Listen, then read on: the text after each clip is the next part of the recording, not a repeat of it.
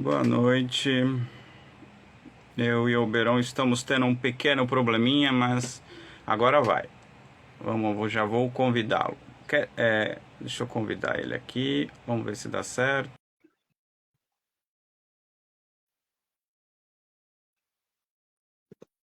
Acho que não deu certo de novo, né, Oberon? Não deu certo. Não deu certo.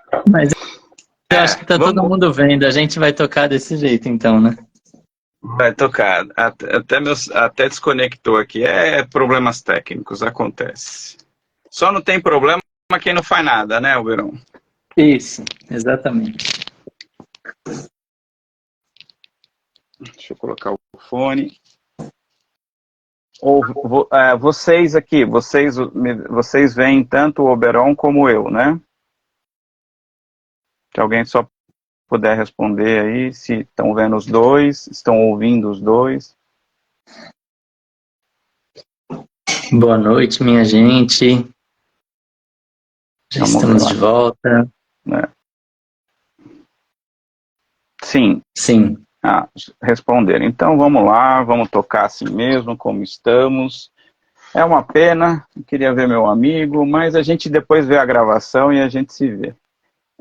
Isso. Oberon, obrigado por ter aceito esse humilde convite, né? A última live que eu faço do ano.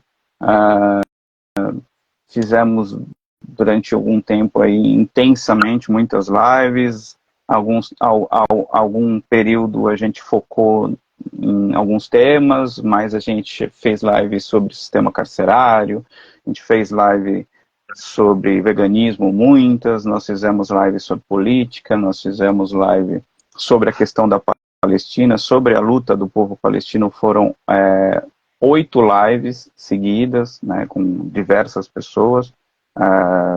Só para citar algumas, foi o Mansur, do História Islâmica, foi a Soraya Misley, escritora, foi o Sheikh Rodrigo da Penha, que faz um trabalho muito bonito com o padre Júlio Lancelotti. Foram diversas pessoas, né? Você já esteve aqui fazendo uma live maravilhosa com a gente, por ocasião do lançamento do documentário, né? A gente não falou só do documentário, mas falamos dele também. E eu, assim, quando eu pensei em fazer uma live, a última de final de ano, né? A live eu pensei eu falei, poxa, o capitalismo nos sufoca de tal maneira, né, vem nos oprimindo de tal maneira que 2023 foi um ano pesadíssimo, né, só para contextualizar, 2 guerras, né, simultâneas aí no mundo, né, você, você me ouve, ô Beron? Aham. Perfeitamente bem. Tá. 2 guerras simultâneas aí no mundo e agora não é nenhuma guerra. Estranho que você não aparece como meu convidado. Deixa eu convidar você. Esquisito. É algum problema do Instagram mesmo. Acho que é Uhum. boicote. Pode ser. 2 guerras e agora 60 dias não é uma guerra, é um genocídio, né? Um povo inteiro sendo destruído, assim, sem nenhum tipo de piedade, sem nenhum tipo de respeito humano. Se bem que não tem como ter respeito humano numa destruição. A destruição já é um desrespeito humano, né? A violência com aquele povo há 76 anos já é um brutal desrespeito, né? Mas eu quero dizer que sequer, assim, as regras da própria burguesia, no que tange respeito ao que seria o padrão para um ataque é cumprido, né? Inclusive com, com armas proibidas de serem utilizadas, né? É uma contradição falar isso, né? Uma contradição porque todas as armas deveriam ser proibidas, mas eu quero dizer que ali tem, por exemplo, o fósforo branco, outras armas que estão sendo testadas sobre o povo palestino, que são completamente proibidas pelas resoluções internacionais. Então, a gente vive esse cenário caótico. No cenário interno não é diferente, várias chacinas, várias situações que nos tira até a capacidade né, a gente vai ficando cada dia mais sem reação, mais atônito a tudo isso, né, eu falo do ponto de vista individual, e a gente vai discutir sobre isso, né, há outras questões a serem pensadas, e esse seu aceite, eu acho que ele veio em boa hora, porque eu e o Oberon somos pessoas que nós temos algumas afinidades, muitas, diga-se de passagem, mas também nós não somos de áreas e de universos que muitas vezes se complementam, mas eles não são necessariamente iguais, né? Então é importante ver duas opiniões de pessoas que, sobretudo do Oberon, que é uma pessoa que vem trabalhando já há muitos anos na própria vida dele. A vida dele é esse esforço de estar sempre buscando, né, um melhoramento interno, uma capacidade de acreditar em si, né, em acreditar no outro. Então é uma perspectiva para a gente discutir esse tema, que é a questão da esperança, né? Que mesmo nesse cenário tão caótico, como continuar acreditando. Eu passo a palavra para você, já peço para você fazer uma apresentação, eu já fiz meio que uma introdução, e aí, em face da sua palavra, já com a sua apresentação, você já pode iniciar aí, para a gente começar a pensar esse tema, né? Tão complexo. Walter, eu vou começar então agradecendo a oportunidade, o convite, o honroso convite, e agradecer a todas as pessoas que nos dão o privilégio de sermos ouvidos. Eu sou professor de yoga, então isso que o Walter trouxe da nossa diferença, né, de áreas e campos, embora nos dois lados haja muita filosofia, o meu estudo acaba partindo mais para esse desvendar o ser, né, enquanto caminhante nessa existência, como a gente pode se desenvolver a partir de aspectos de autossondagem, mas me deparei no meio do caminho com essa incongruência de olharmos simplesmente para a gente e ignorar o que acontece no mundo, ainda que na teoria a gente, dentro do yoga, reconhece que as nossas ações interferem no outro. Inclusive, os pilares do yoga oferecem alguns princípios a serem observados, que esses princípios intimamente estão ligados ao convívio humano, à forma de se relacionar em comunidade.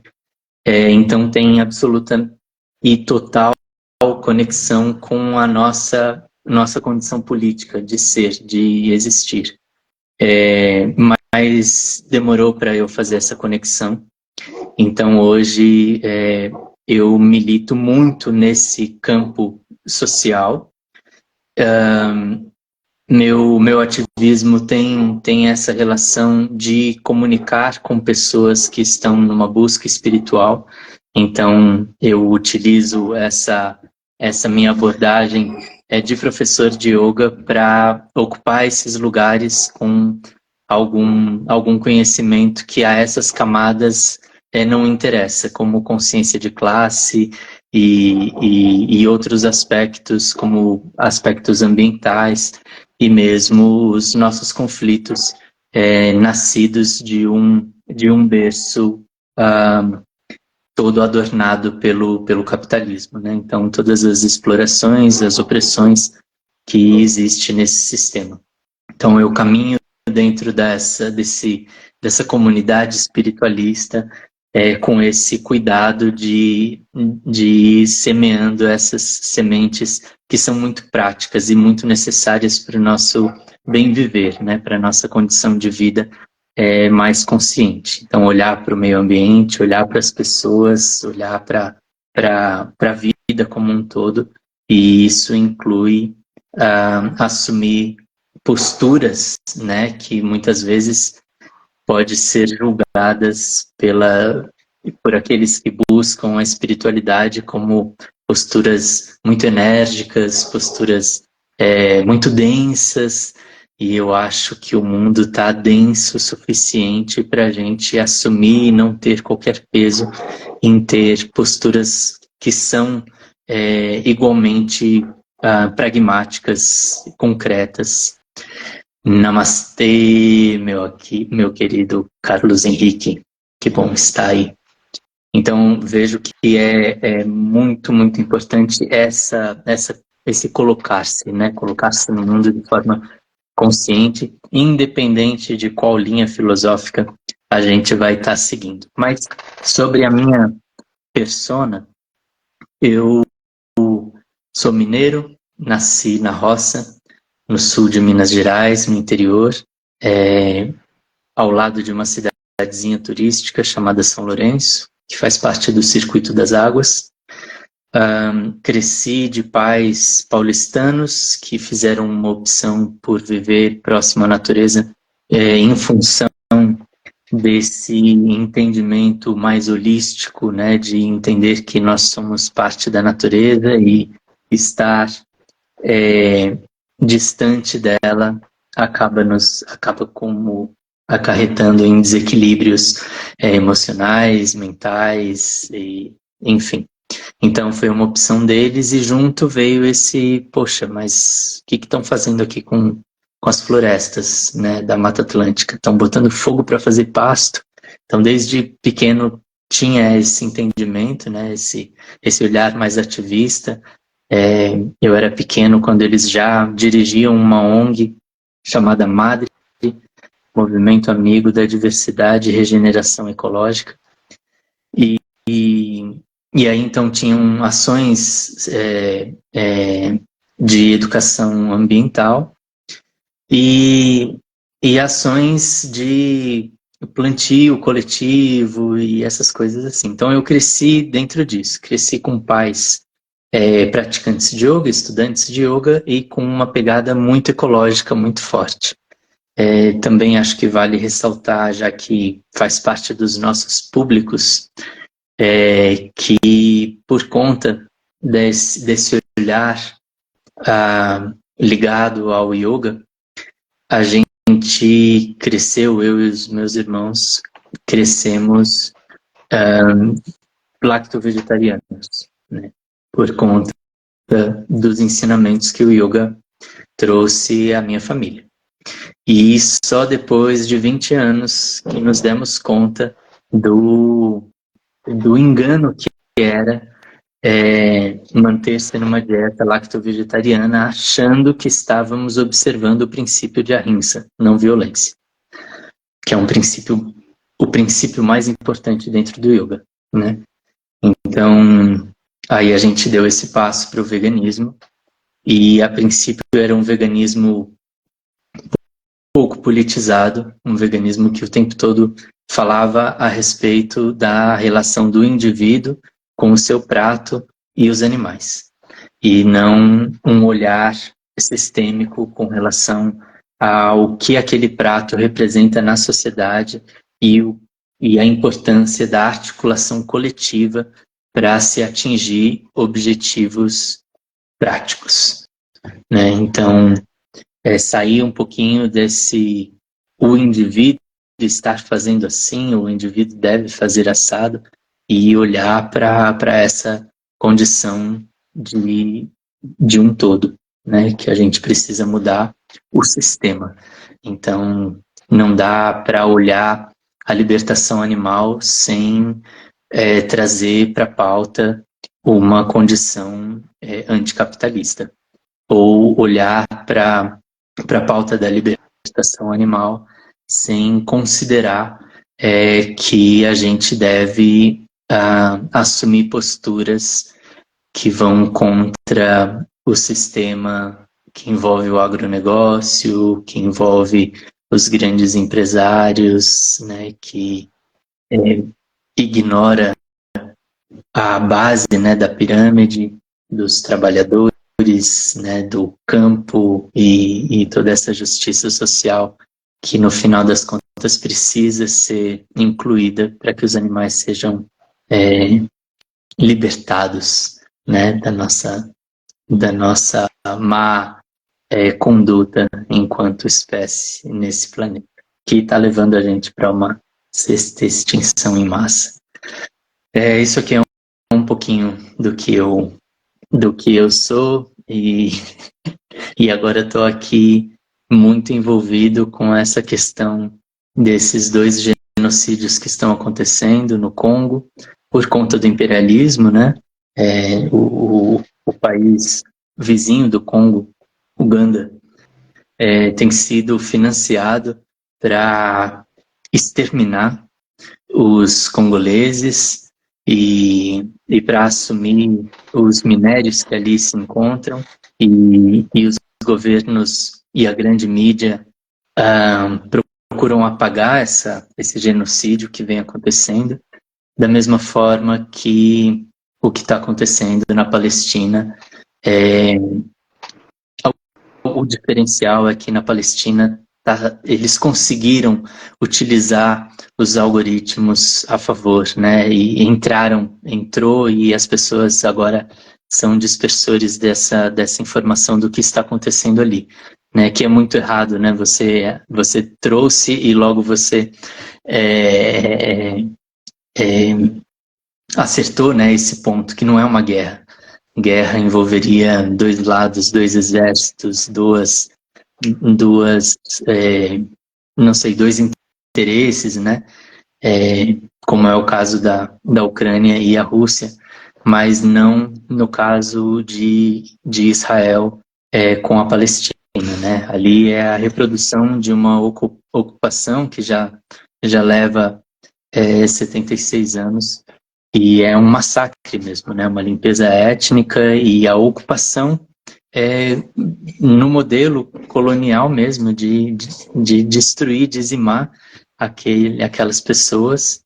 E aí tem os interesses, né? Tem o interesse ali da nova rota da seda e tem o interesse do gás que tem naquela terra e a desculpa da autodefesa. É muito covarde, né? Mas enfim, eu tenho me debruçado muito sobre isso, tenho orado muito, tenho divulgado muito, tenho feito o que está ao meu alcance. Mas é isso, bem feio o que está acontecendo, realmente um ano bem pesado.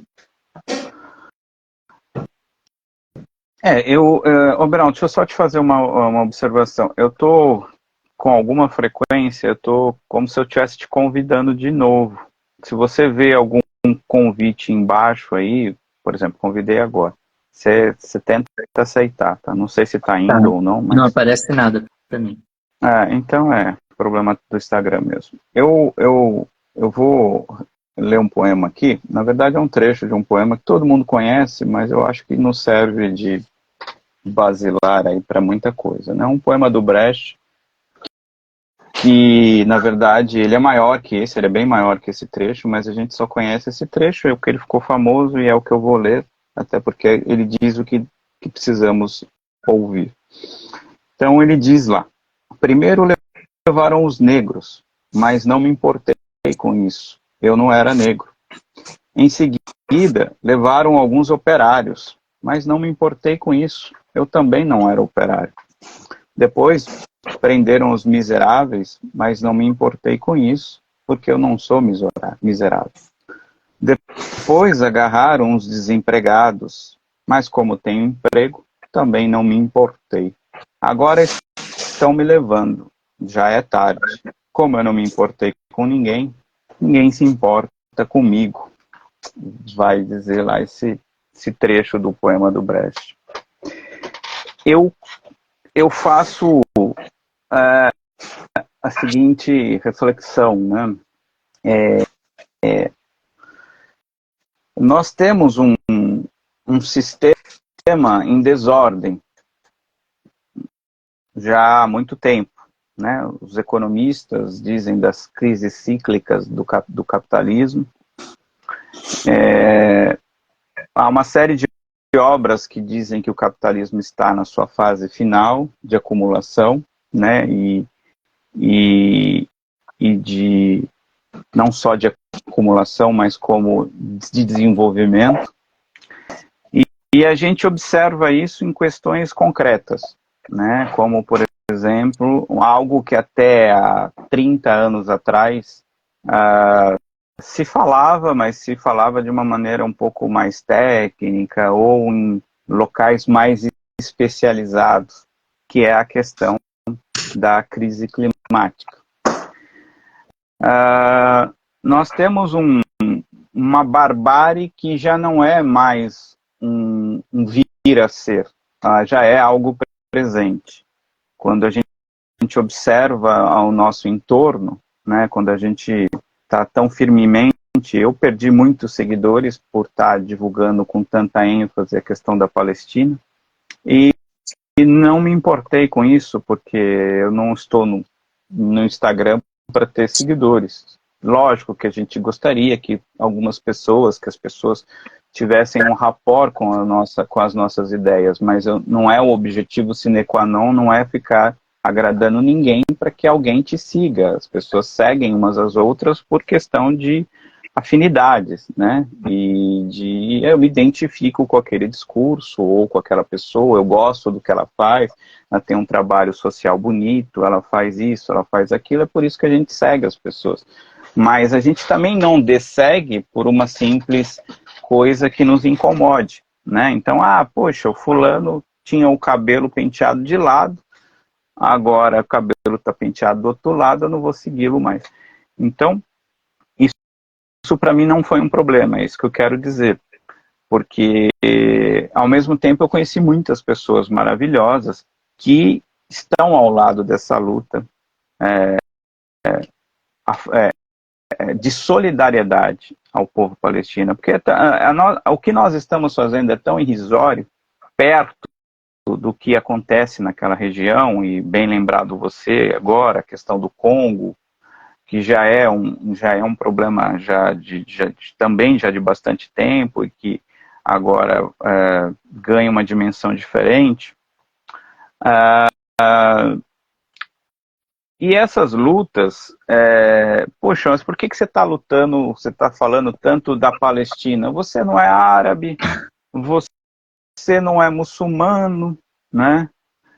Então, você lutar por uma causa, como diz esse poema do Brecht, então se você não é negro, você não vai falar sobre... Então, é esdrúxulo demais, né, a gente pensar sobre esse aspecto, né, porque a gente não entendeu nada, né, e aí você, como uma pessoa que luta e luta por um mundo melhor, mas também se conecta com o mundo interior para que a gente comece as revoluções internamente, né? Na verdade, o que você luta com tanta ênfase, né? E quem não conhece o Oberon, volta a dizer, siga-o. Ele é um escritor, ele é um diretor, fez um documentário agora fantástico, que na verdade é um documentário que é um documentário outsider no próprio mundo dele, ele fala algo que ninguém fala, né? Então a revolução do Oberon começa no seu próprio mundo, na sua própria bolha, e se estende para outras bolhas, que na verdade nós estamos agindo em bolhas. E aí a minha reflexão vai no seguinte sentido, Oberon. Tem uma frase do Frei Beto, que eu não vou lembrar na íntegra, mas ele diz mais ou menos assim: deixemos o desânimo, na verdade não é o desânimo, não é essa palavra que eu procuro, mas vamos colocar, deixemos o desânimo para tempos melhores, né? Então não dá para estar desanimado. Ao mesmo tempo que a gente acorda triste, cabisbaixo, down, a gente vê uma matéria, vê um noticiário e a gente, o nosso dever de indignados se levanta. É o mesmo dever que nos tornou em algum dia veganos, né?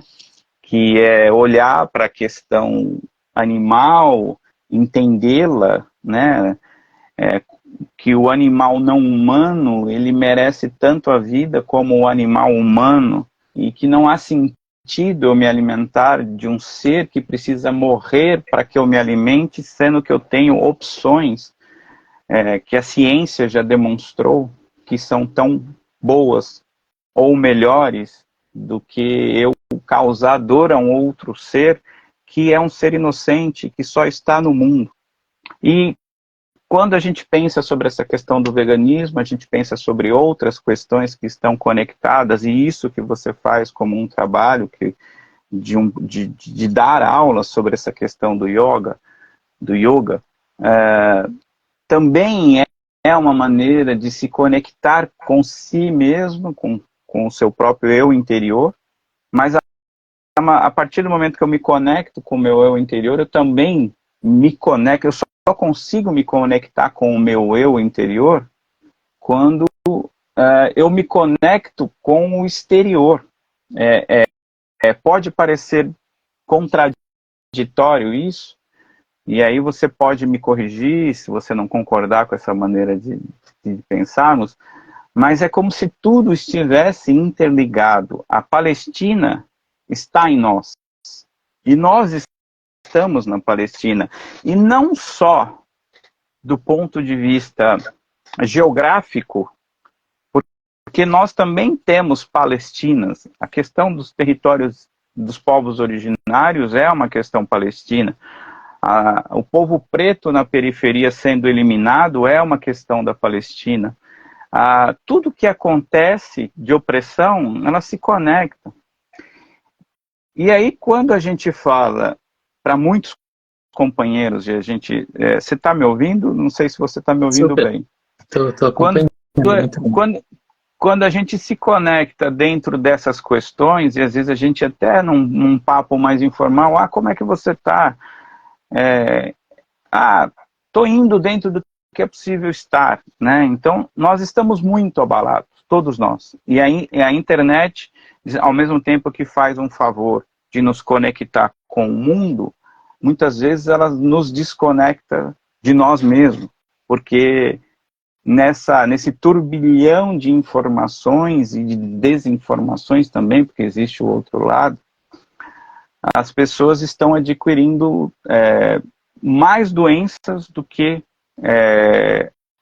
benefícios, né? Então, não por causa da internet, mas por causa desse capitalismo que está sendo mostrado 24 horas por dia, e nós atuamos em bolhas muito específicas, bolhas muito politizadas, bolhas muito segmentadas, né? Nós não estamos vivendo um mundo mágico de Oz, nós vivemos a realidade, e essa realidade ela é muito triste, ela é muito dura, e por isso que a gente luta. E quando a gente fala que esperança é luta, a gente pode inverter a frase e dizer que luta é esperança, né? Porque são duas, é dialético, né? Eu não consigo ter esperança se eu não lutar por essa esperança, porque a esperança sem luta é ilusão. Era até uma das possibilidades de tema que a gente usar. A esperança sem luta é ilusão. Como diz o Frei Beto, deixemos o desânimo, deixemos essa sensação ruim para momentos piores. A gente está acabando o ano agora cansado, está todo mundo exausto. Eu estou exausto. Você, meu amigo, deve estar também. Quem nos vê deve estar profundamente exausto também. Está todo mundo exausto, está todo mundo cansado, está todo mundo... A gente não aguenta mais ver tanta coisa ruim.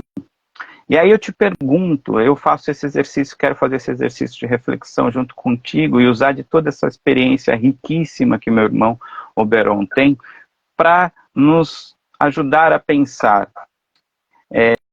mesmo perante esse turbilhão de que sofremos 24 horas por dia. Até o nosso sono, muitas vezes, não é como deveria ser. O que pensar sobre essa palavra que pode dizer tanta coisa, que é a esperança? Acreditar que algo será melhor, mas acreditar dentro dessa perspectiva de luta. E aí eu queria te ouvir, que eu já falei bastante. Tá. Eu vou voltar um pouquinho e vou deixar para o ápice essa sua demanda. Primeiro, essa questão de a Palestina está em nós e nós estamos na Palestina, e isso é praticamente o cerne do entendimento de uma teoria do yoga que é, inclusive, muito vocalizada dentro das escolas de yoga e é meio clichê, até o ponto da gente ver a hipocrisia que é, né, que as pessoas ficam falando isso, só que é muito da boca para fora. E diz que tudo o que está dentro está fora, né, e eu e você somos um. Eu acho que tem alguma passagem bíblica, né, que também fala alguma coisa, o que está no céu é o mesmo que está na terra, alguma coisa assim. E existe essa teoria que em algum momento se enlaça com teorias modernas de alguns físicos, de que há um tecido para além da matéria, ou que seria a base da matéria, né? A construção, uma grande teia que conecta absolutamente tudo e que não há separação. E isso a gente vê na cultura védica sendo falado há mais de 5.000 anos, que está tudo conectado, né? Que nós somos um.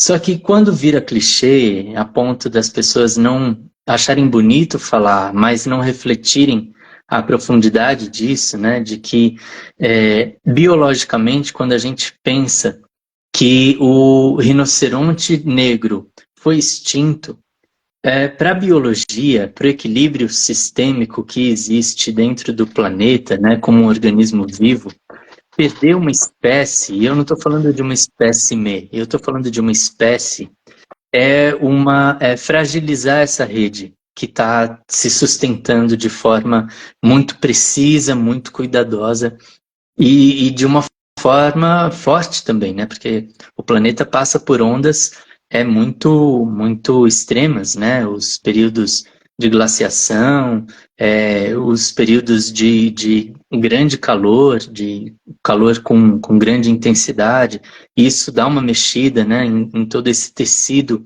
que mantém a vida. E cada um dos nós, né, dos pontos desse tecido seriam espécies. Então, sempre que some uma espécie, do ponto de vista biológico, estamos estremecendo a possibilidade de vida no planeta. E aí a gente olha um dado que há 10.000 anos atrás, éramos nós, né, seres humanos, Homo sapiens sapiens, e os animais que os acompanhavam ou que eles exploravam, tido como animais domésticos, representava 2% da massa biológica do planeta. E 10.000 anos depois, toda a vida selvagem, né, representa hoje 2% da massa biológica do planeta, e nós, seres humanos, Homo sapiens sapiens, e os animais que foram domesticados, representa aí quase que 98%. A gente simplesmente inverteu e isso é altamente preocupante. Então, a gente chegou num grau onde a gente pode já considerar que nós esterilizamos o planeta e a gente abalou completamente essa rede que se sustentava de manutenção da vida no planeta. O que torna a nossa espécie uma espécie assustadoramente predatória, né? E aí, quando a gente vai para o lado da nossa própria espécie, do olhar para a nossa espécie, para além da destruição a partir do agrobusiness, né, com as suas monoculturas, com a devastação para as pastagens e com a indústria laboratorial, né, farmacêutica, que vive para o agronegócio e um pouquinho para as doenças que se desdobram a partir dessa alimentação oferecida pelo agronegócio. Porque eu digo isso porque o grande lucro da indústria farmacêutica está nos antibióticos para os animais que estão confinados para a indústria alimentícia, né? Então, os bilhões circulam aí. E aí tem a indústria da moda, a indústria dos cosméticos, que envolve também a exploração dos animais não humanos. Enfim, tirando tudo isso, se a gente for olhar para nós, enquanto entidade que em outras instâncias buscaria a preservação, e essa é a lógica biológica, né? A espécie se adequa e ela desenvolve mecanismos de autopreservação enquanto espécie, né? Então, se a gente for olhar enquanto espécie, nós estamos muito a desejar desse desenvolvimento evolutivo da biologia, que é a autopreservação. E nós não fazemos isso de forma alguma. Ao contrário, a gente se proliferou muito, sim, né? Estamos a caminho agora de 9 bilhões, mas acabamos de consolidar o 8º bilhão. Isso é também assustador, né? Porque há 100 anos atrás, 120 anos atrás, éramos 1 bilhão de seres humanos no planeta. Levamos aí 8 milhões de anos para chegar a esse número, e em 100 anos e um pouquinho mais, a gente setuplicou esse número, e isso tem impacto, sim. Mas a grande questão é que entrou nesse contexto um olhar ganancioso que olha para o outro igual, na sua espécie, como uma ameaça ou como uma oportunidade de se dar bem sobre esse outro igual. Então, a gente olha hoje onde a gente sabe que 8.000 crianças e bebês foram mortos com a desculpa de que mataram 1.200, e a gente já sabe que metade desses 1.200 eram combatentes, eram soldados, né, que estão ali na função de, inclusive, morrer, se for preciso, e usar essa ideia para covardemente destruir a outra, os seus outros iguais, né, com a finalidade territorial, política e da estrutura do lucro, né? Ainda mais pensando que os recursos que os olhos grandes sobre a terra, sobre a faixa de Gaza, são recursos poluentes, que a gente deveria estar pensando, olha, agora tudo que está debaixo da terra, a gente, visto tudo que está acontecendo, a gente tem que parar. Nesse momento, a gente não pode tirar mais nada debaixo da terra. Nosso trabalho agora vai ser sobreviver com toda a nossa tecnologia, todo o nosso desenvolvimento de conhecimento mesmo, encontrar recursos onde a gente não queime mais combustíveis fósseis, onde a gente não mais perfure o nosso o nosso solo, seja para tirar água, seja para tirar gás natural, seja para tirar carvão. A gente não pode mais. A gente chegou num grau que está insustentável. A gente está indo pro ponto calamitoso, sendo que algumas populações já estão vivendo isso. E ainda mata-se crianças e bebês a fim de buscar esses recursos que são altamente nocivos à nossa própria existência. Ou seja, a gente está muito mal na nossa evolução enquanto desenvolvimento biológico mesmo, né? De cuidar para que a espécie sobreviva. Não, a gente está ignorando tudo isso. E aí, olhar para todos esses dados, né? Esse tempo de pandemia, a gente fez algumas ações aqui no nosso coletivo Saúva, né, Formiguinha.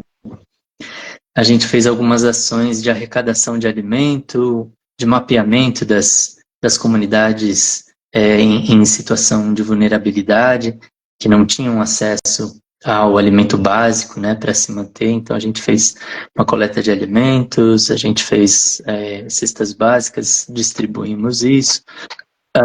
Ainda que a gente traga a questão do veganismo como norte, o nosso trabalho, né, de enxergar para além dessa questão simplesmente dos animais, mas olhar o ser humano, a necessidade do outro, está sempre nas nossas prioridades, né? Porque faz parte, né? Olharmos uns aos outros. E aí, nesse início, assim, a gente fez algumas publicações, e uma delas, eu lembro que me chamou muito a atenção, que eu estava elaborando um texto sobre a água.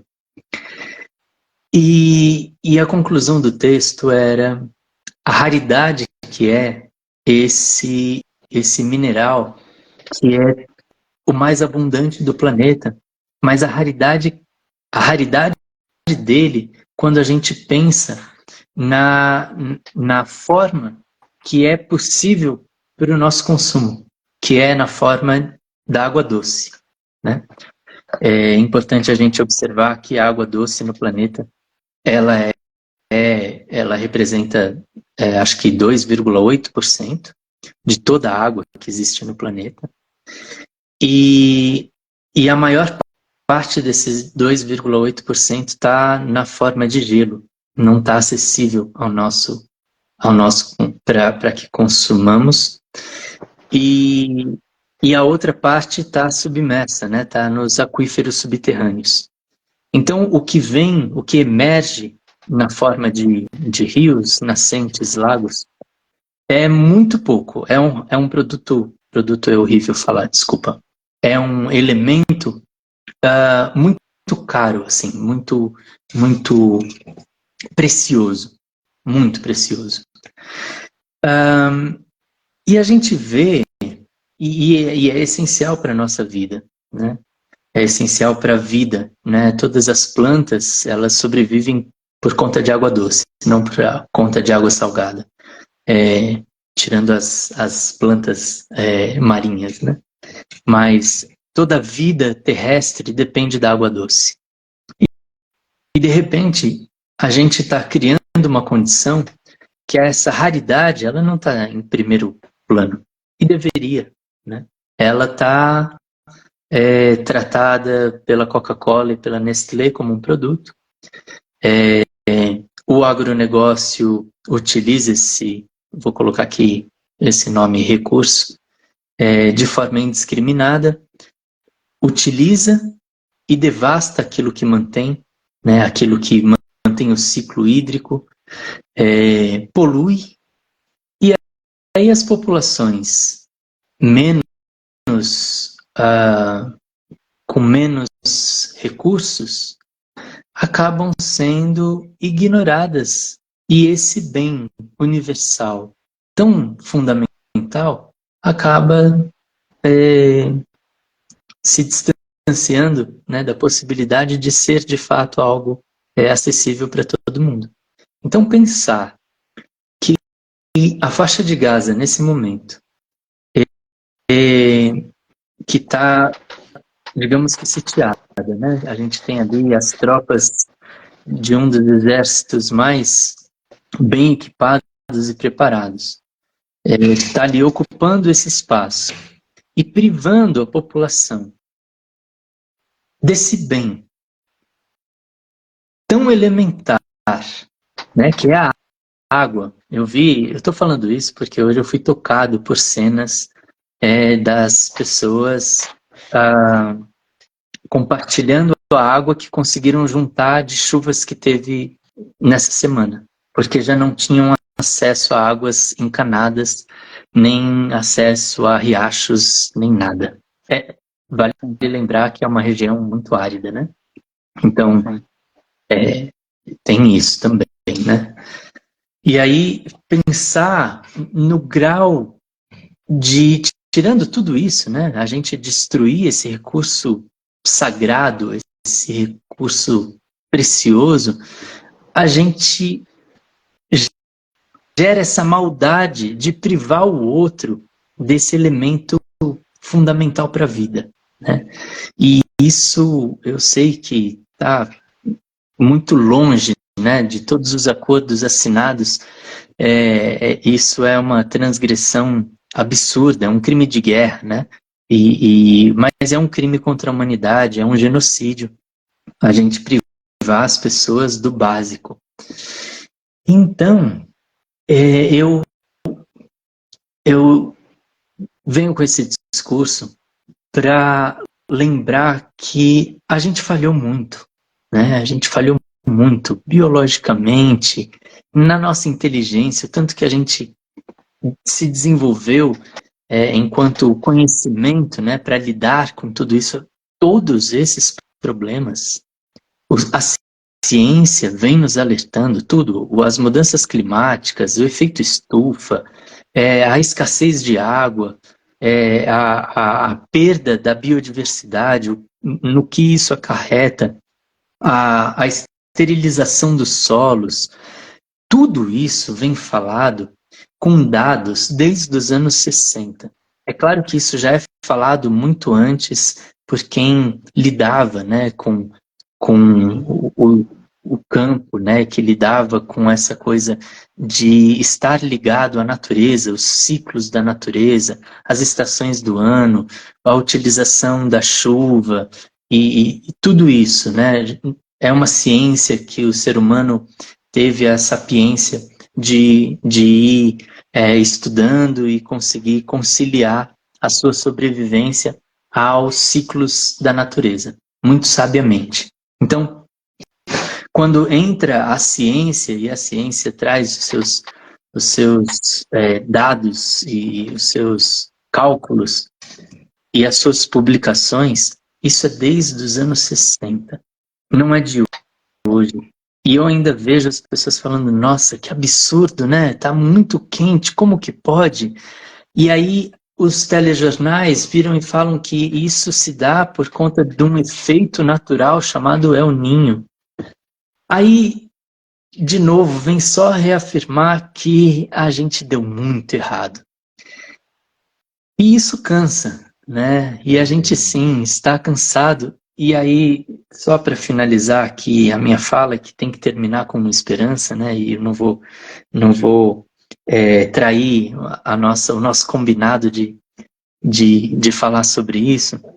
Mas esses dias, essa semana, veio um termo que é o estresse da compaixão, algo assim. Eu posso estar falhando aqui na minha mente, na minha memória. E esse estresse se dá por nos debruçarmos sobre o conflito, sobre o sofrimento humano, e a gente fica mal por isso, e então a gente dá as costas para a nossa saúde mental, a gente dá as costas, a gente fica alheio propositadamente para que a gente fique bem no nosso convívio no nosso dia a dia, no nosso cotidiano. E isso acaba sendo tomado como uma boa desculpa, né? Eu não vou olhar para isso, eu vou tratar de temas mais leves. E isso me vem a Regina Duarte falando, gente, no meio de uma pandemia, ela falando, vamos ficar mais leve, gente. Vamos olhar para as coisas mais leves. E eu não quero aqui, porque realmente tem pessoas que estão adoecendo, né? Então eu não quero chamar essas pessoas de covardes de forma alguma. Mas, nesse momento, existem dores estratosfericamente maiores de seres que não têm água e que precisam do nosso mínimo esforço, que é manter os algoritmos funcionando e a pressão popular e as pessoas na rua e as pessoas falando para que essas pessoas sobrevivam, porque assim, são pessoas que já perderam algum ente amado. São pessoas que amanhã talvez não estejam aqui. São pessoas que estão todos os dias dormindo sobre escombros, né? Não tem o conforto de suas camas, não tem a segurança de ir ali tomar um copo d'água quando a garganta fica seca. E aí a gente se utiliza de uma, não vou falar que é desculpa, porque aí eu desconsidero a dor das outras pessoas, né? Mas é fácil quando assim alguém detecta uma causa para um novo estresse e aí todo mundo fala, eu também não vou me envolver com isso porque isso vai me deixar mal. E isso deixa as pessoas que estão mal de verdade abandonadas, né? Então, eu tenho uma amiga que morou aqui com a gente, trabalhou aqui com a gente, uma grande ativista, a Blair Nelson, é uma estadunidense que trabalha numa ONG, onde essa ONG dá apoio a pessoas que estão em estresse climático, que não é por conta de estar muito quente e elas precisam de socorro, mas são pessoas que adoecem psicologicamente por ver que o planeta está aquecendo, por ver que as mudanças climáticas estão correndo muito mais do que o que era esperado, e as pessoas entram num estado de ansiedade muito grande. Então, essa ONG dá suporte a essas pessoas, né? E aí eu vejo que as pessoas que estão lidando com os conflitos hoje, elas estão vivendo um estresse, sim. Mas seria muito mais leve para essas pessoas se todas as pessoas estivessem engajadas minimamente. Não ia pesar para ninguém. E provavelmente a pressão sobre o Estado de Israel, né, esse Estado genocida, seria tamanha que a população se sentiria envergonhada diante do mundo e pressionaria esses senhores das guerras, né, Netanyahu e todos os envolvidos ali, incluindo os dirigentes estadunidenses e tal, a ponto da pressão popular fazer com que eles mudassem a rota, né? Mas não, as pessoas se apoiam em algumas desculpas onde elas possam ficar nas suas zonas de conforto e tocar a vida como se não fosse com elas, como se nada tivesse acontecendo, com a desculpa da saúde mental. E eu não quero aqui diminuir as pessoas que de fato estão sofrendo com tudo isso. Mas o meu recado aqui, né, a minha fala se dirige às pessoas que estão ignorando que tudo isso está acontecendo. Né? E que sim, é ruim entrar em contato com essas dores, mas assim, é muito ruim viver essas dores, né? E a gente precisa minimamente entrar em contato com isso, porque isso nos leva a um lugar de estarmos conscientes, estarmos praticando empatia, praticando compaixão na prática mesmo, né? Na nossa vivência, e é básico de quem está buscando aprimoramento pessoal, cuidar do outro. Então, eu acho triste as pessoas utilizarem essa desculpa, né, do estresse, da compaixão, para não olhar para isso e não fazer nada a respeito. E aí, então, para finalizar, a parte da esperança. Como é que eu olho para a esperança nesse momento tão desesperançoso? A esperança tem uma relação muito grande com a espiritualidade, que é traduzida como fé, né? A gente acreditar em algo que talvez a gente não alcance, talvez a gente não veja, mas que a gente acredita.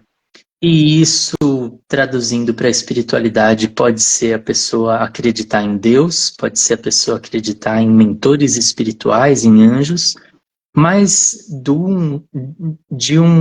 dentro de uma ótica de vivência terrestre, independente de crenças, o acreditar em algo que a gente não consegue ver, que a gente não consegue manejar, por exemplo, acreditar no futuro, né? A gente não consegue mexer no futuro, a gente não consegue olhar para o futuro, a gente não consegue, não tem isso, mas a gente pode acreditar em um futuro possível, e esse futuro possível que a gente acredita que pode ser de paz, pode ser, né, só um ciclo e a gente vai viver uma terra regenerada e tal, mas só é possível se a gente construir no momento presente isso. Só é possível se a gente tomar atitudes hoje.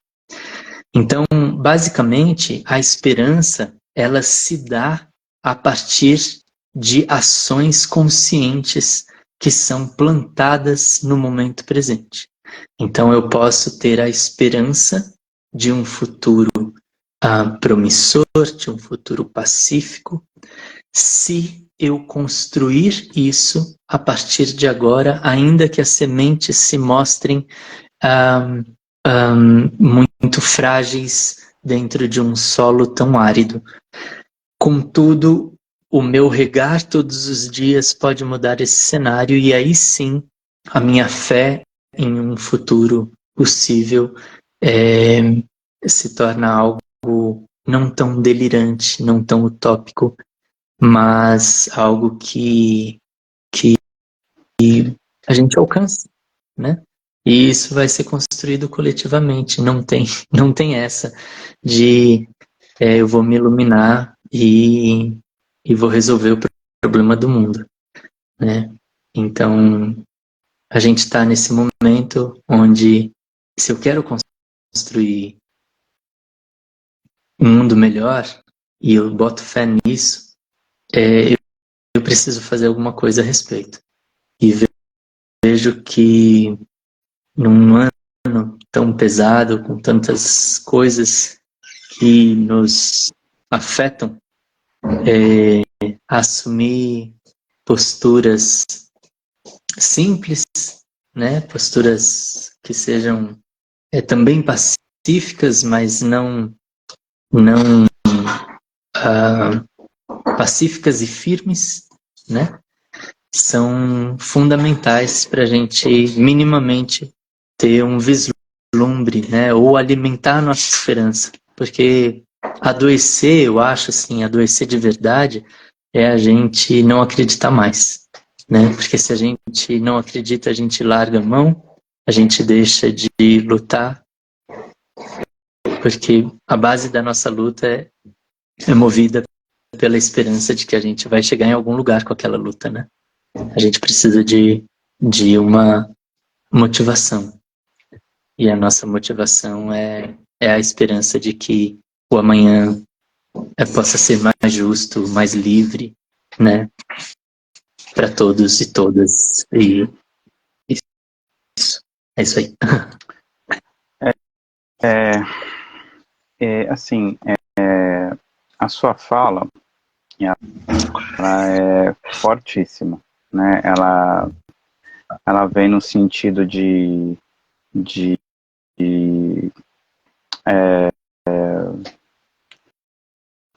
ao mesmo tempo que eu você me ouve, Verão? Te escuto. Sim.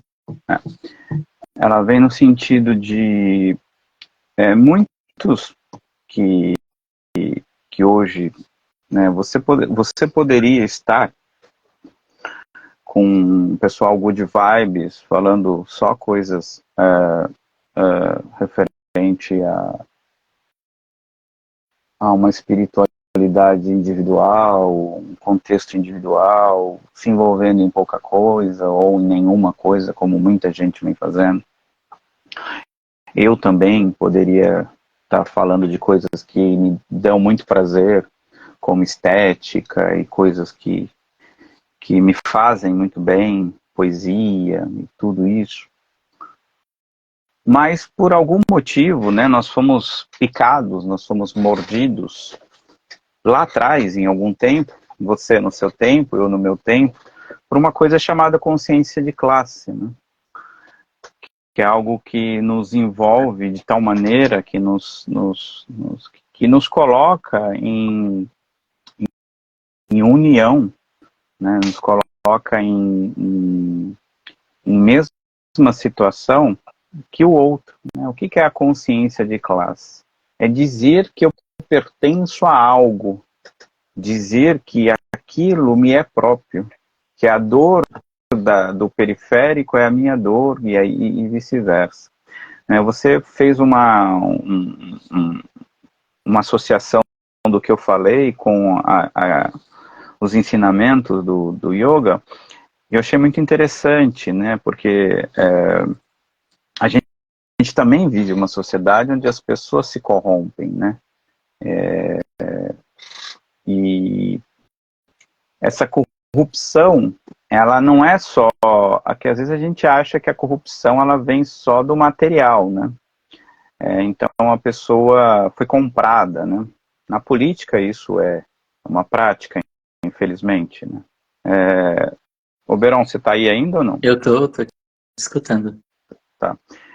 Então, o Instagram tá tão louco que você aparece como não estando na live. Olha que loucura. Eu clico aqui, eu não tive... até essas coisas, né? Então, essa dinâmica que me afasta do outro, como você disse, né? Tem pessoas adoecendo? Tem pessoas adoecendo. Só que quanto mais, ou talvez não seja compreensível para essas pessoas, que quanto mais eu me alieno, mais eu adoeço. O envolvimento com as lutas nos trazem, claro, dores. Não é fácil você ver as pessoas sendo presas, né, como foram agora em São Paulo, lutando. Você falou sobre a questão da água, lutando para que a água não seja privatizada, que a água não vire um produto, uma commodity, a água é um direito. Nos entristece isso. Nos entristece ver uma mulher lésbica sendo barbaramente assassinada agora, esses dias. Nos entristece ver os nossos irmãos na Palestina serem massacrados de uma maneira atroz, violenta, inexplicável, sobre qualquer ótica. Nos entristece tudo isso. Mas muito mais nos entristeceria, talvez, se uma vez picado por esse mosquito aí que eu brinquei, esse inseto que nos picou com a consciência de classe, se nós estivéssemos calados, isolados, fingindo não ver a dor do outro. Eu acho que aí seria a maior tristeza. Uhum. O Marx, quando já estava no finzinho de vida, já estava velho, já estava cansado, já estava doente, até tem um filme que mostra esse trecho, né? É um trecho histórico, aquele filme O Jovem Marx. E aí um jornalista pergunta a ele como que ele definiria a vida. E aí ele responde muito sabiamente: a vida é luta. E a vida é esperança, porque se a gente não tiver esperança, a gente não consegue amanhã levantar da cama. A gente não luta sem esperança. Não tem Exatamente. como lutar sem esperança. Né? É uma ilusão, é uma mera ilusão. A esperança sem luta é uma ilusão. E quando a gente fala de luta, A gente fala tanto da luta individual por mantermos a nossa vida, a nossa esperança acesa, a nossa saúde, cuidarmos da nossa saúde é importante.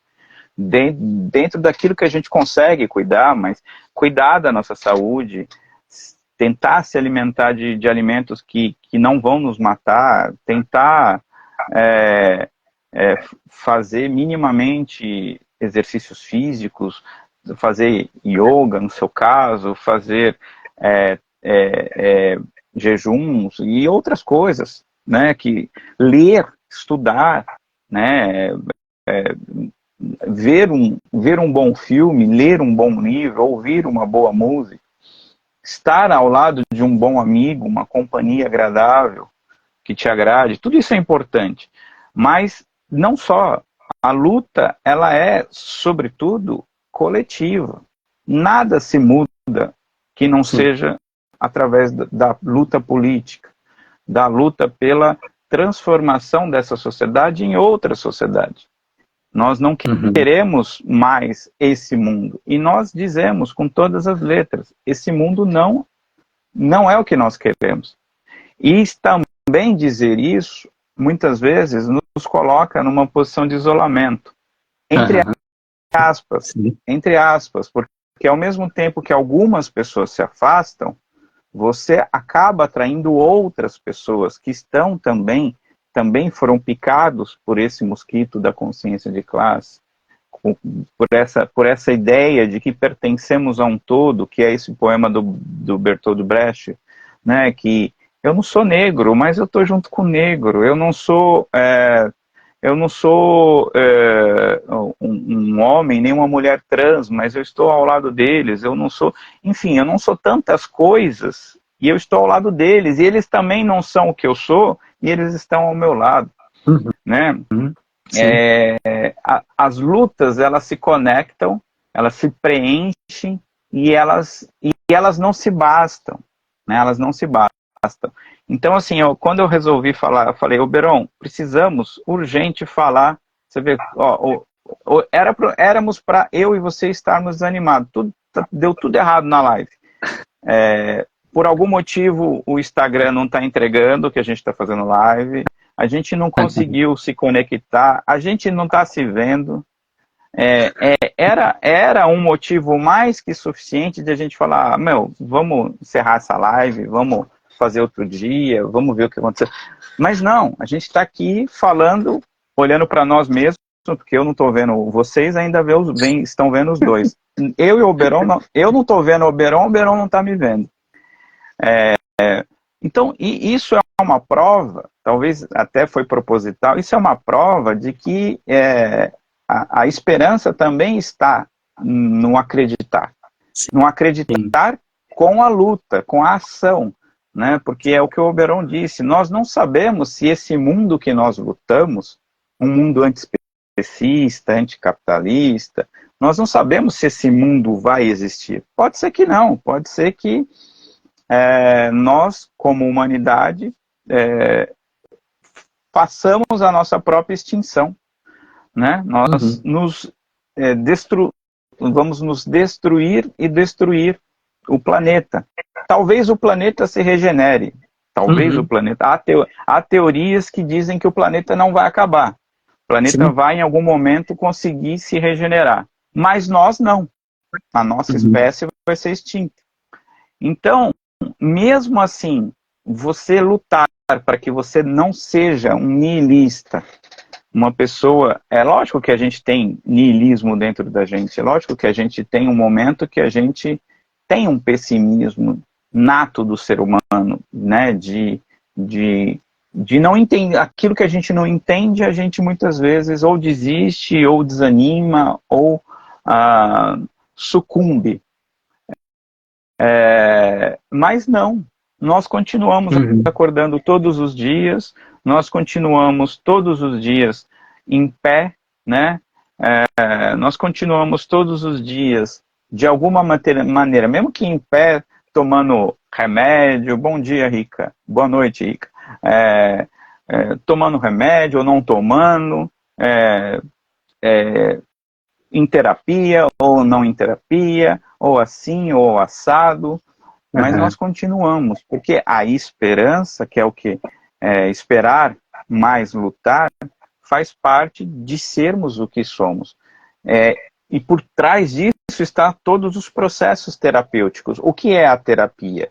A terapia é que para que você se conheça melhor, que você frequente as suas catacumbas, tire de lá aquilo que está oculto e aprenda a lidar muitas vezes com essas situações que te desagradam, com seus traumas, com tudo isso. A terapia, ela não existe para falar assim para você, olha, você começou a fazer terapia, amanhã está tudo bem na sua vida, você tá com todos os seus problemas resolvidos. Ao contrário, a terapia vai te trazer dor, ela vai te trazer desconforto, ela vai te obrigar a falar de coisas que você talvez não queira falar mais, porque na sua cabeça você até não lembra.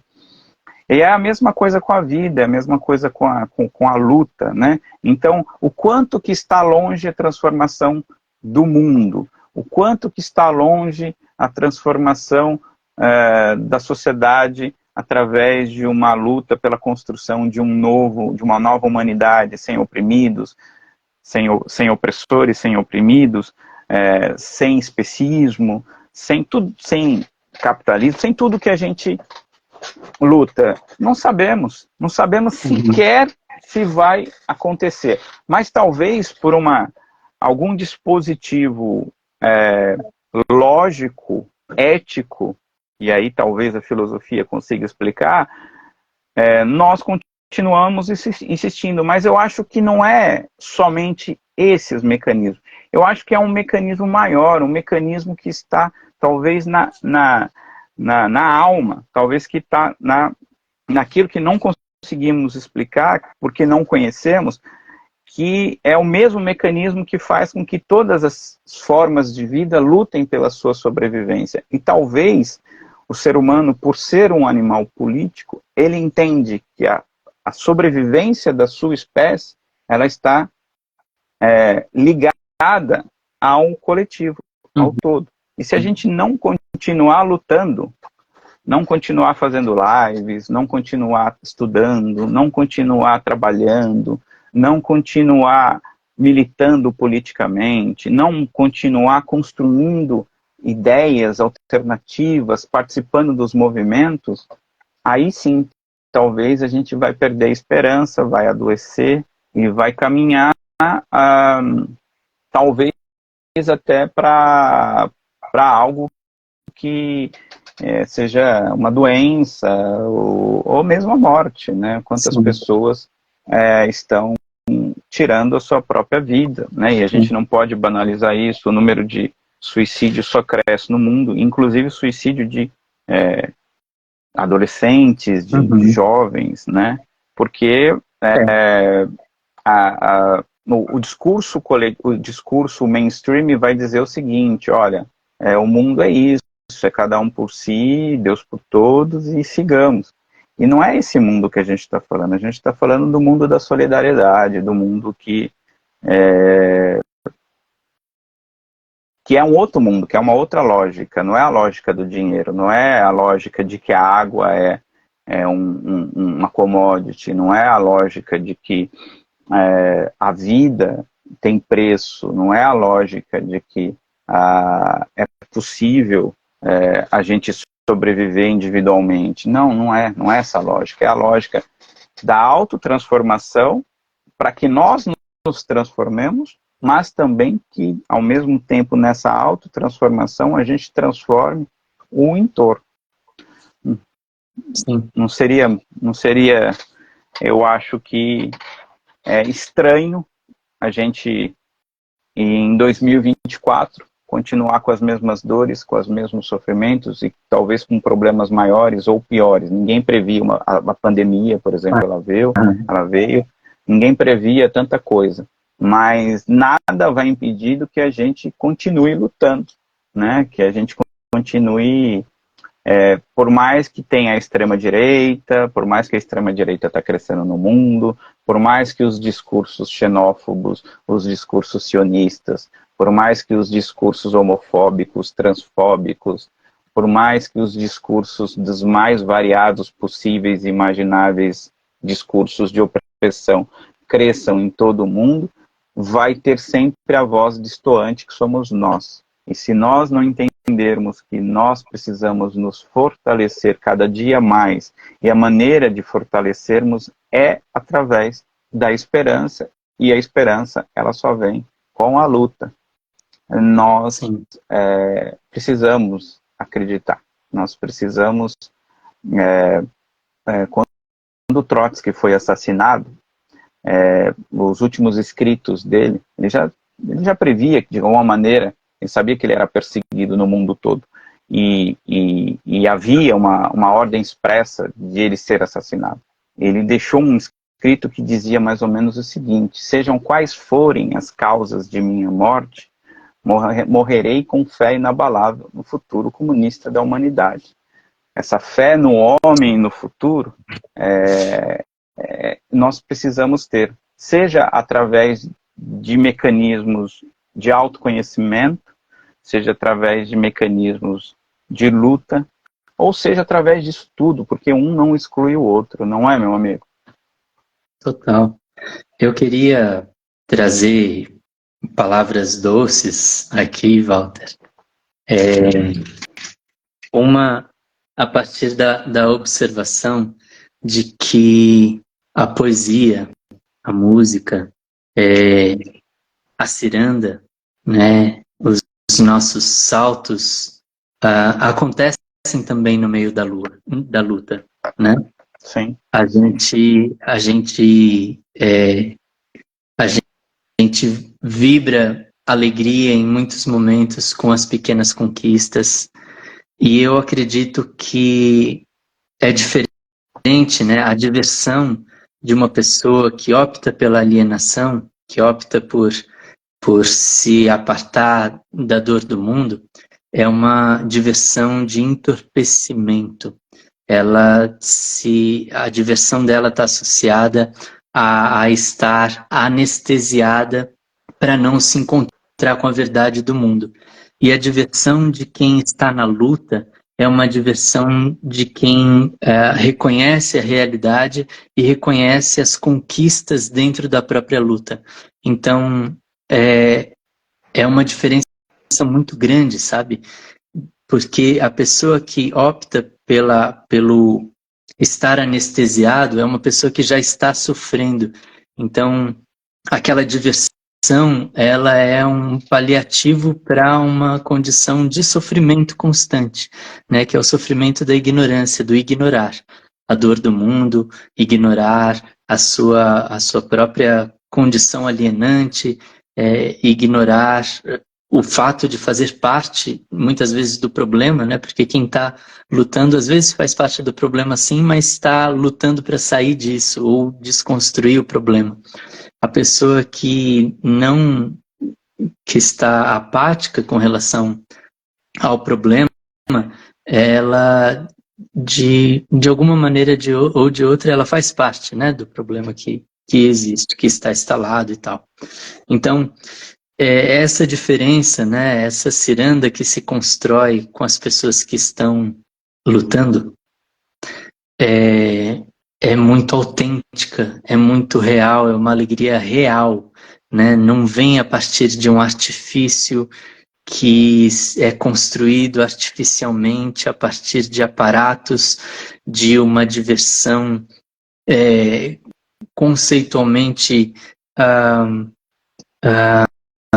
padronizada, né, e construída pelo sistema, né? Olha, viva dessa forma que você vai estar mais feliz, com aspectos sempre externos, né? Apoios externos.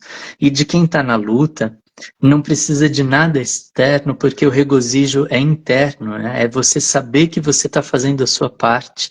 E aí quando você encontra os seus, né, os irmãos, as irmãs que estão ali buscando o melhor, quando se encontra nesse momento, nesse intervalo, nessa pausa tão necessária também para se conectar, para estar bem, você olha que o outro também está fazendo a parte dele, você está fazendo a sua parte, e aí a diversão que nasce dali, ela é autêntica, né? Ela não é programática, ela não é artificial, ela não é construída, é uma diversão é uma risada de quem tá rindo na pausa, e tá rindo porque encontrou um, um elemento autêntico para ser motivo de dar risada, né?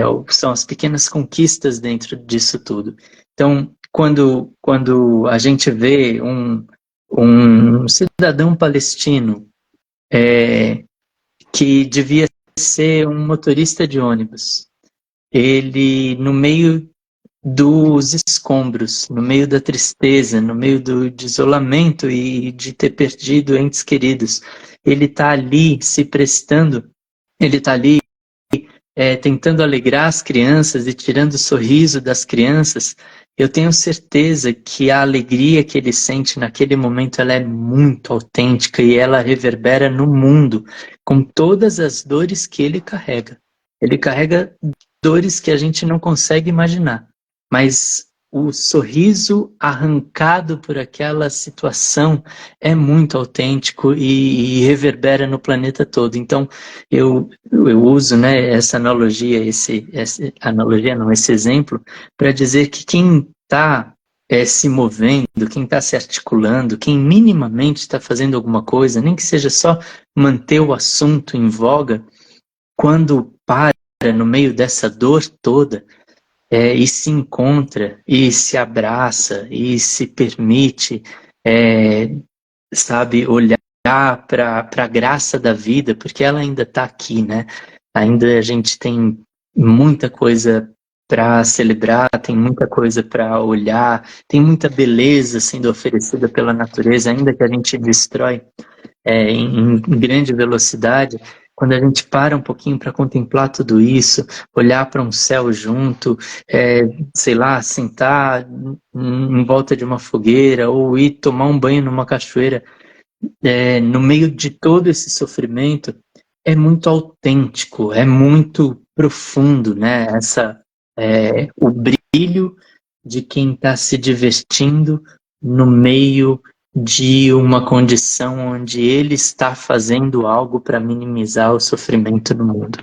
Eu acredito que a gente pode pensar num 2024 com cirandas, com abraços, com olhares, com poesia, com acordes, com arranjos, no meio da luta que vai continuar, da luta que é necessário que continue, com as opções que são fundamentais que a gente tome, com o posicionamento necessário de se ter, mas sem perder essa ternura do ser, sem perder o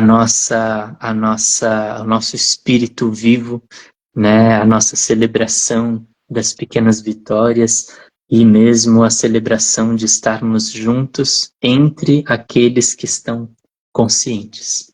Isso assim, é muito autêntico, assim, essa felicidade de estar entre aqueles que sabem a dor do mundo, carregam a dor do mundo, mas que carregam a esperança e fazem algo para que esse futuro utópico, né, que move essa esperança se concretize.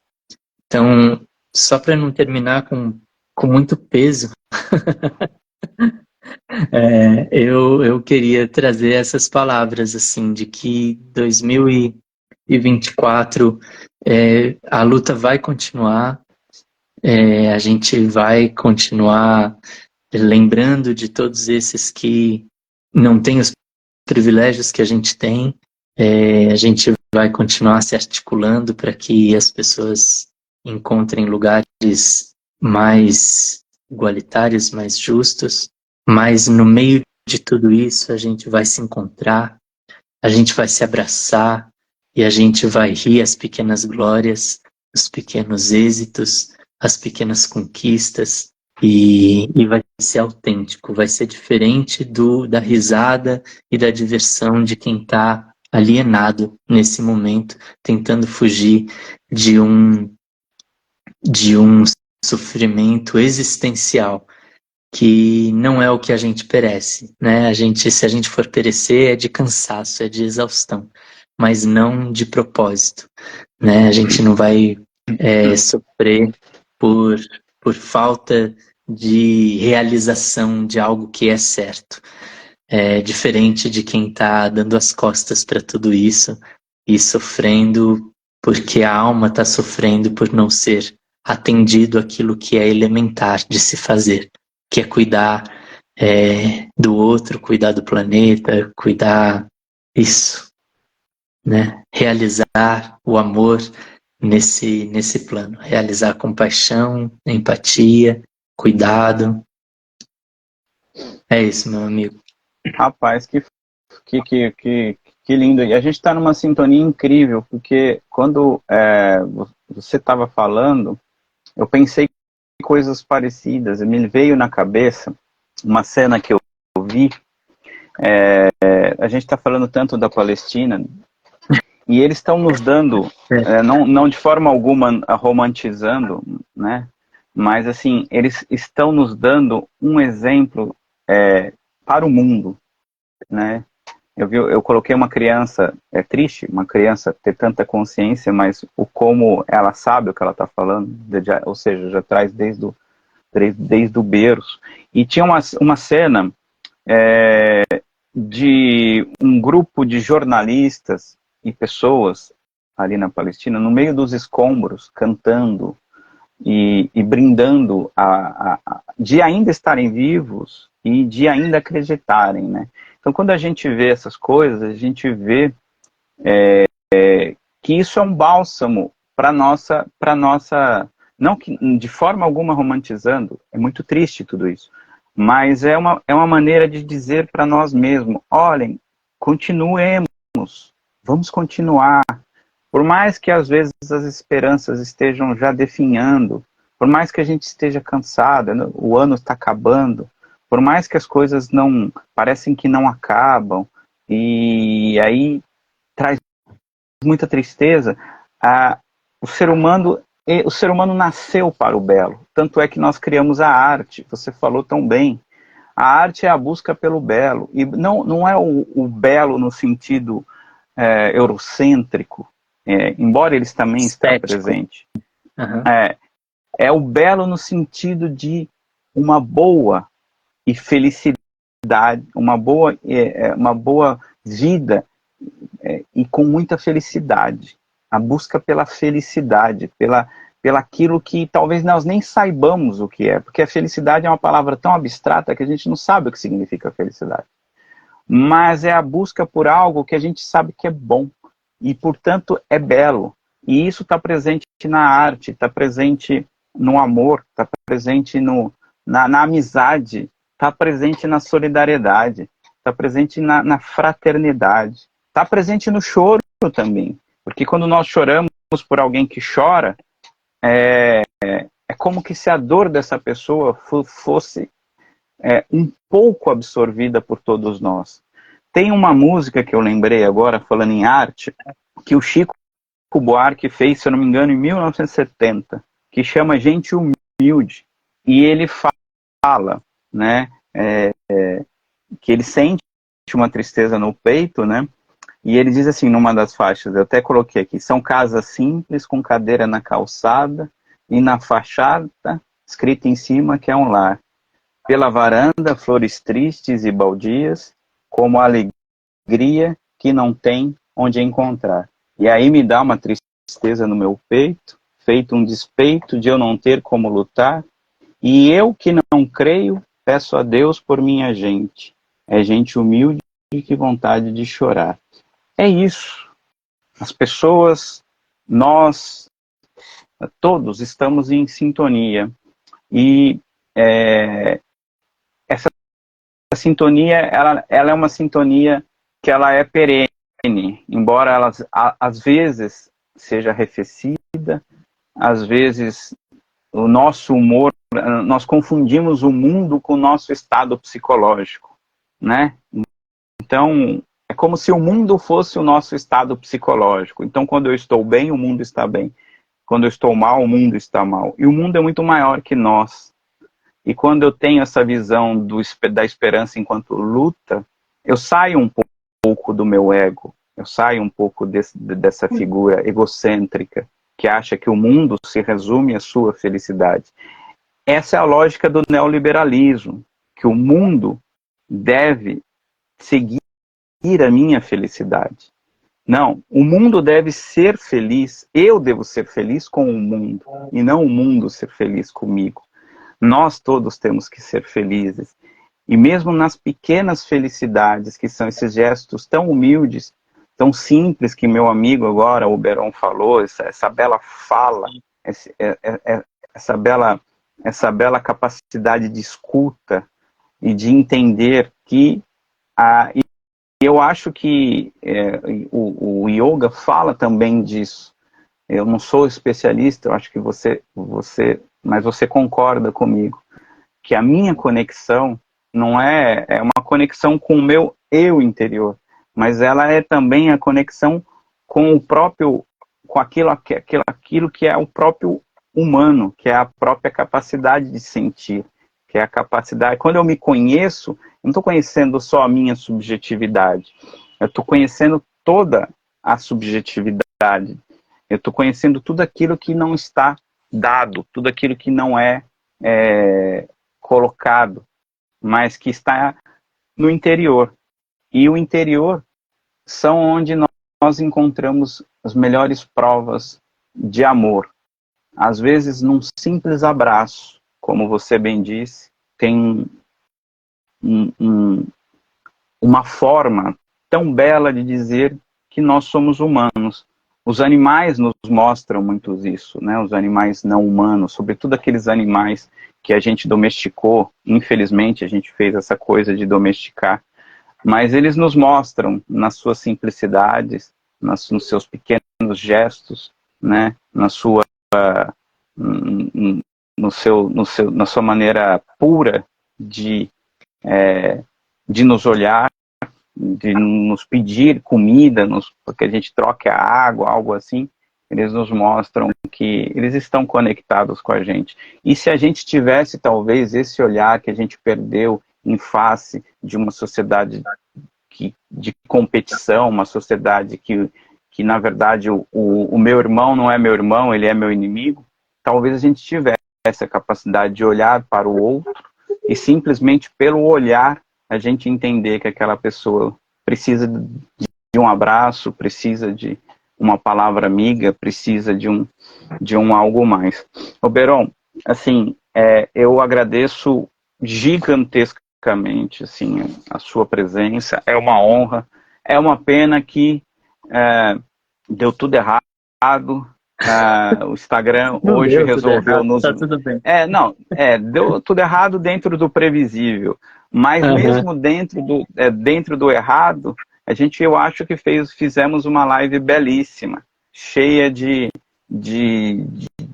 que era aquilo que era o objetivo, de falarmos de esperança. E se tudo der certo, né, porque a gente agora não pode nem prever se vai dar certo, não, mas se tudo der certo, ela ficar gravada, ela vai ficar para a posteridade, tanto no seu perfil como o meu, para que outras pessoas possam ver e possam também nos ajudarmos a falarmos de esperança, e esperança no sentido de luta, esperança no sentido de construção coletiva, esperança no sentido de construção de uma outra humanidade, de uma outra lógica que não está presente no capitalismo, mas que começa dentro do capitalismo, porque nós não vamos formar essa outra sociedade na Lua, nós vamos formar essa outra sociedade dentro desse sistema, lutando contra ele, contra tudo aquilo que ele representa, mas nós, para lutarmos dentro dele, nós temos que ter esperança. Nós temos que começar o 2024 com esperança. Nós temos que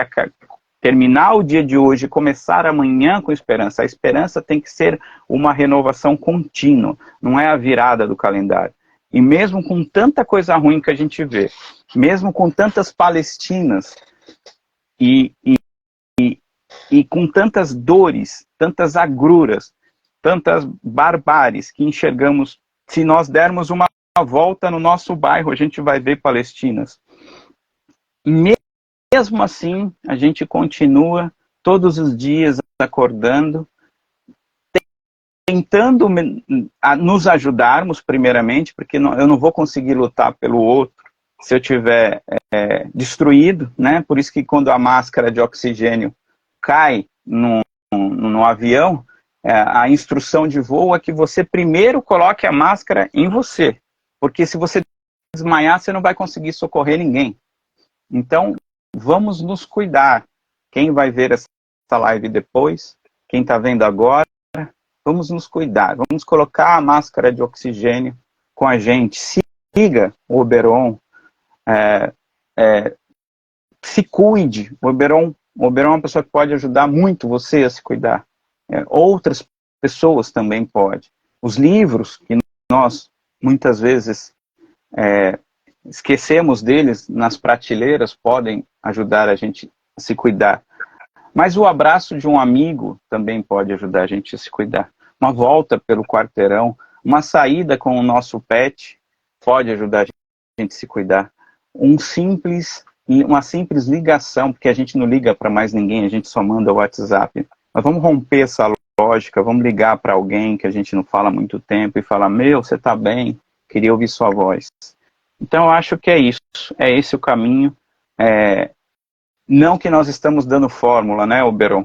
Porque não existe fórmula, mas é só uma tentativa de a gente refletir, mesmo nesse cenário tão duro, tão dantesco, tão grotesco, que é possível ser humano, e é possível ser humano, lutar para sermos humanos, porque hoje o que querem construir não é seres que são humanos, são seres que destroem o humano, que destroem tudo aquilo que a humanidade pode construir de bom, e onde só sobrevive a lógica do 1%, e talvez seja muito menos que 1%, porque muitas são as pessoas que estão, 99% da população mundial sofre, enquanto 1% está tentando ter tudo o que 99% poderia ter. Então a gente precisa inverter essa lógica. Eu deixo você com as suas considerações finais, e aí depois eu volto aqui só para me despedir.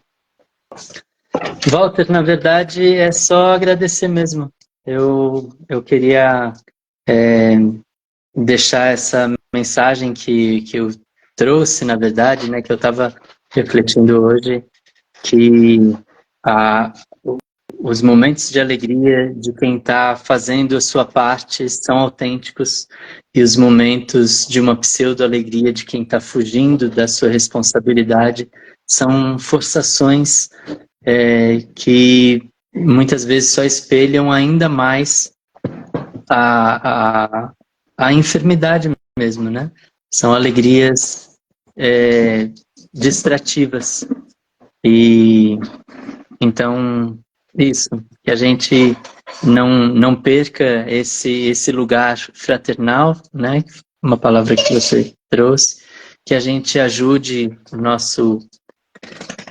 a nossa comunidade a estar o melhor que pode, que a gente continue lutando, mas também cuidando para que não seja só sombra, né? Que a gente resgate a nossa luz todos os dias lá dentro e fique bem na medida do possível, e quando a gente se encontrar, que a gente faça uma grande festa com as pequenas conquistas, né? Que isso é autêntico. Então, eu queria agradecer muito a oportunidade, o espaço aqui, Walter, desejar a todos e todas uma boa passagem de ano, uma boa entrada em 2024, e que a gente continue nos apoiando, né? Enquanto humanidade, enquanto família planetária, né? Seja reino vegetal, seja reino mineral, animal, mas que a gente esteja com a consciência de que cada um depende de todos e todos dependem de cada um, né? Muito importante isso. Fantástico, meu amigo. Obrigado. Eu que agradeço enormemente. vamos 2024, vamos fazer uma live pessoalmente, os dois. A gente, quem sabe aí nesse lugar bonito que você tem, nesse lugar aí para a gente, no meio da natureza, de repente fazer uma live e Legal. falar que é possível e sempre será possível ter esperança, e a esperança está na luta. Você é uma pessoa muito querida, eu te desejo tudo de melhor na sua vida, que você continue com os seus projetos. Parabéns por tudo que você vem fazendo, que você tenha forças para continuar fazendo. Para todos que estão vendo, para todos que estão vendo essa live, muito obrigado. Para quem vai ver depois, muito obrigado. Essa é a última live do ano. Desejo a todos uma boa passagem de ano, mesmo dentro das dificuldades. Vamos abraçar as pessoas que a gente ama, vamos nos abraçarmos primeiramente, a gente tem que se abraçar primeiramente, e vamos cuidar do nosso entorno, vamos cuidar daquilo que está mais perto de mim, que a revolução começa por aí. Então, feliz 2024 para todos nós, e é os meus mais sinceros votos, desejos, e se eu pudesse também abraçar os meus irmãos palestinos e todas as palestinas, eu o faria, mas eu o abraço no coração, junto com todos nós aqui, que eu sei que é um desejo de todos nós. Essa live vai ficar compartilhada, se tudo der certo, e que vocês possam compartilhar essa live para que mais pessoas possam ter um pouquinho de esperança nesses dois humildes seres que aqui estão. Obrigado a todos, um beijo no coração. Novamente, Oberon, um abraço gigantesco em ti. Tudo de bom, viu? Obrigado a todos. Tudo de bom também, querido. Até. Tchau, tchau.